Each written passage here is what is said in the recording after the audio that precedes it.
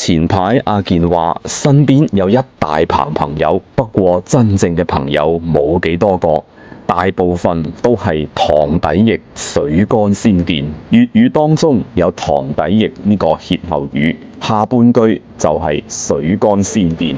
咁乜嘢係塘底翼呢？所謂塘就係指魚塘，而翼就係插喺地上用嚟綁住啲嘢嘅木樁仔。舊陣時放牛嗰啲人啊，為咗方便自己行開嘅時候，係會綁住隻牛喺木樁度。呢啲木樁就叫做翼。大家都知道綁牛嘅木樁一定係喺陸地上嘅。咁點解會插喺塘底嘅呢？就算插喺塘底嗰度，平時都見唔到啦，因為水塘有水噶嘛。咁樣點先可以見到呢啲木樁呢？要等佢水乾啦先見到。